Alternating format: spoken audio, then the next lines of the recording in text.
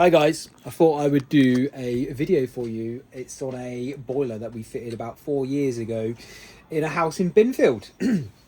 Very forward-thinking client. Listen to what we were saying. He wanted the best, so we have fitted a Viessmann 200, and we've got some mixing groups there. I'll go through them in a minute. But yeah, the Viessmann 200. I personally think they probably are the best boiler on the market. I don't think you can get much better, to be honest with you. This house has got radiators and it's got underfloor heating. We did look at putting a heat pump in. The customer didn't really want to have the upheaval in the house because the house is all very well finished. It's all got decorative radiators in there, so we couldn't run it at the lower temperatures that were required, so we've opted for the Viessmann. He did say, like, in the future maybe if we started looking into sort of hybrid, he'd be interested, but we've gone down the route of a gas boiler. So let me give you a little bit of a system overview. So we have got the Viessmann 200, I think is an 18 kilowatt, 19 kilowatt, I think it is. The nice thing with the Viessmann 200 is the modulation ratio is just crazy good. I think it's 1 in 20, 21, 22, something like that. Which really means that you don't need to worry too much about the sizing of the boiler because it can modulate so low when the heat loss of the house is minimal, that it remains efficient and it stops the cycling of the system. So yeah, we've got radiators in here and then we've got underfloor heating. Now, Viessmann are amazing at weather compensation. And if you want to run the system off 2 weather curves, so 2 different temperatures, obviously radiators and underfloor heating, you're going to have to put some sort of mixing group in so you can do that. So hence why we've got this. So we've got 2 mixers. So this one's for the radiators, I think, and that one's for the underfloor heating. And when you're running it off 2 different curves, you have to have these mixing valves, and they are connected to the stats on here. So what that does is that regulates the temperature that's allowed to go through that pipework into the radiators. And that's controlled via the boiler. So let's show you the system that we have in the boiler.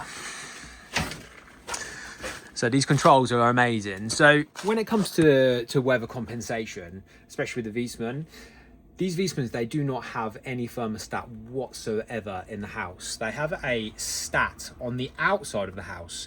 So as the temperature outside drops, it will increase the flow temperature of the boiler and in obviously the different circuits that are in the house. Now, people do stray away from this because they seem to think it's complicated, but the fact is it's actually less complicated than you think. In traditional systems, obviously with the underfloor heating, you have thermostats everywhere. It's just so overcomplicated. It doesn't need to be that way. Now, if you don't know how weather compensation works, as I've said, it turns the temperature up as the temperature outside drops. So it's just putting the correct amount of energy into the house that's required to maintain a nice stable temperature. So in traditional systems, what you will find is the boiler or heat pump, well, not so much heat pump because you wouldn't really fit that off a fixed flow temperature, even though I've seen it quite a few times. You would have a fixed flow temperature, let's say 45, 50 degrees on underfloor heat and manifold, and then you would have thermostats all over the house. Now, when it calls for heat, you're going to get that boiler blasting loads of heat into that floor, into the screed. So what happens is, let's say your thermostat is set at 20 degrees. What's going to happen is, if it, let's say our starting point was 18 degrees, it will turn on, it will put loads and loads of thermal energy into the floor.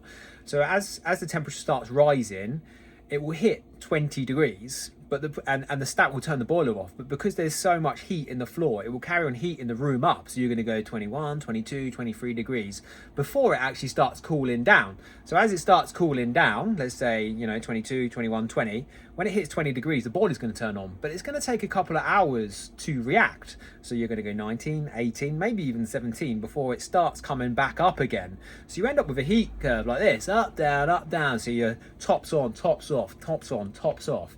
And it actually becomes quite uncomfortable, and it's very, very common in the UK that happens. Now, with weather compensation, you only put in the correct amount of energy into the floor that is required. So you end up, obviously, as the temperature drops, it will bring the floor up and vice versa, but it will come up and it will hit 21 degrees. But you need to set your weather curve correctly. Now, these boilers are very good at displaying what's going on and what you should expect in your house. So let's go through with the controls. So let's have a little look. So you click on menu, go to heating. So as I said, we've got 2 circuits. We've got the radiators and the underfloor. So let's click on the underfloor. go to the heat curve. So at the moment, if it was 0 degrees outside, the flow temperature would be 49 degrees. All right, and at 10 degrees outside, which it is sort of today, you would expect the flow temperature of 35. So we're only putting this temperature into the system. That we basically set the heat curve to work perfectly, so the house maintains that perfect temperature. Same again, underfloor heating has to go at a lower temperature.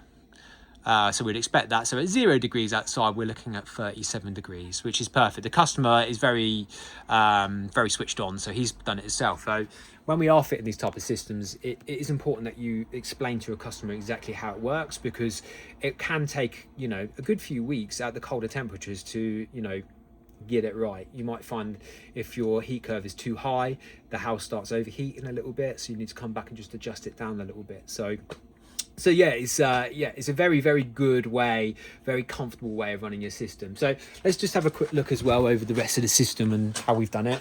So obviously we've got the mixing group. So I've explained obviously how they sort of work. You've got the stat there that will control the mixer, and that will just put the perfect amount of temperature.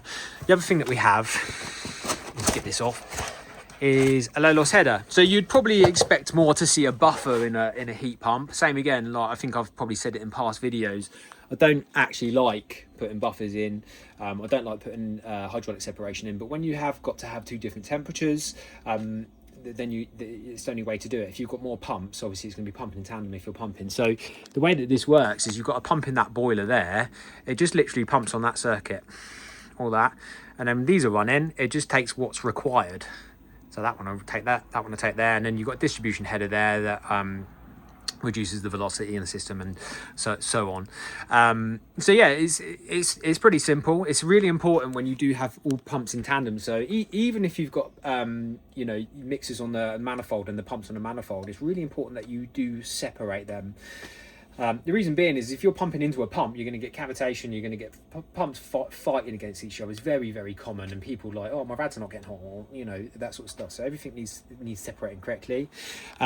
Also, I've had people ask, you know, obviously if that, you know, why are we not running the hotter circuit just off the weather compensation on the boiler? Why have you got to put mixers in both? Now, the ones that we have done in the past, where let's say we've put the radiators on a non-mixed circuit, what we found was the other circuit was struggling because it was struggling for valve authority, so it didn't really know where it was going and it was robbing. So what we've discovered now, when you put mixing groups in, you need to have they if you've got the larger circuits, they're fine on sort of like the tower rails and stuff, but if you've got the larger circuits, you need to have valve authority. So what happens is the boiler actually runs the low loss header at slightly a slightly hotter temperature, and then these valves can control better. It can control the weather compensation better. So yeah. So what else have we got in this system? So we've got this Puro fill. So we fill our systems to VDI 2035, which basically means we're putting demineralized water in the system. So in the UK, the water is awful for heating systems. It reacts, it's, you know, it's got salts in it, all sorts of stuff, and it just corrodes all the systems. And a lot of people, a lot of manufacturers are making lots of inhibitors. We end up putting chemicals and all sorts of stuff. So we're going the other way.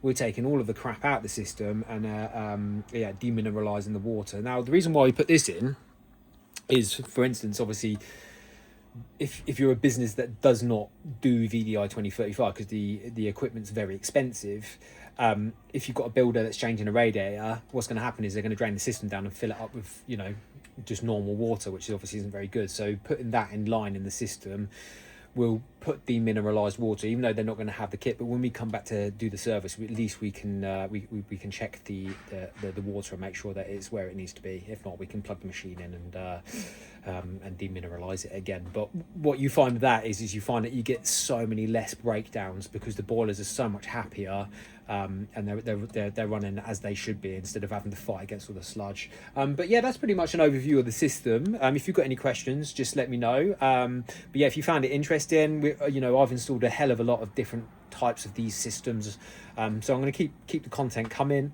try and keep it interesting. I know you guys are probably not too interested in the standard, but yeah, let me know what you want to hear, what you want to do. But yeah, make sure you share and subscribe, I suppose. So yeah, but hope you enjoyed it. Cheers, guys.